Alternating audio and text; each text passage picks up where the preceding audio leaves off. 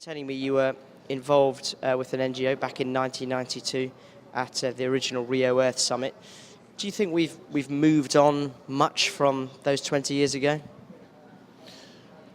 I think that probably what's going to happen here now is realization that we have to be a little more realistic. It was very easy in the 90s to establish ambitious goals, but we're seeing now that in many cases they turn out to be more rhetoric than reality.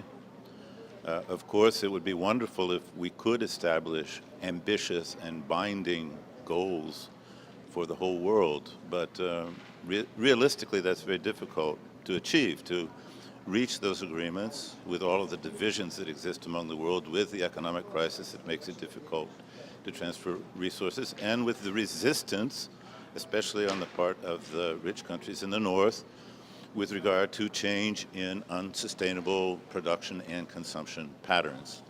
So we have to see what we can actually do now. You're based in Brazil. You've been based in Brazil for a number of years. What can we learn from the way Brazil has perhaps approached its development? It's a touchy subject, but I think that a lot of important things have been done in Brazil. Until the 1980s, the late 1980s, I never thought that Brazil would take environment very seriously, but it certainly has. Now, at the same time, that means we are seeing the limits of what can be done, for example, with regard to the forest code in Brazil, which had not been enforced. It requires that parts of every rural property be set aside as legal reserves or areas of permanent preservation. But now a bill has gone through Congress changing that. So there are many setbacks.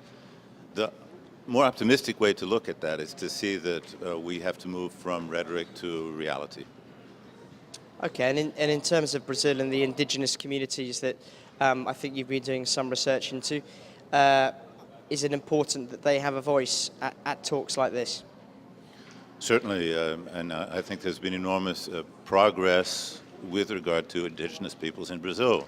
Since 1992, enormous areas of indigenous lands have been demarcated, and the largest of all, which was done in 1992, was actually a response to this international attention.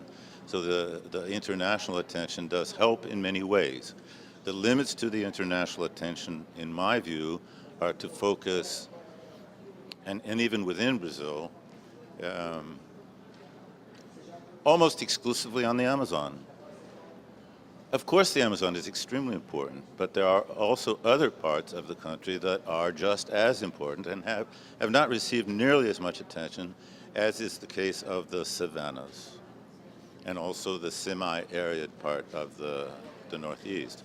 Those are absolutely vital in ecosystem terms, and we have to realize that the biodiversity, the water resources, and the carbon stocks are primarily in the hands of local communities in rural areas. We have to take care of urban environmental problems, but we shouldn't just think that environment is way off in the jungle, that it's here where we are too, and that we have to learn how to live with the environment in a more harmonious and sustainable way.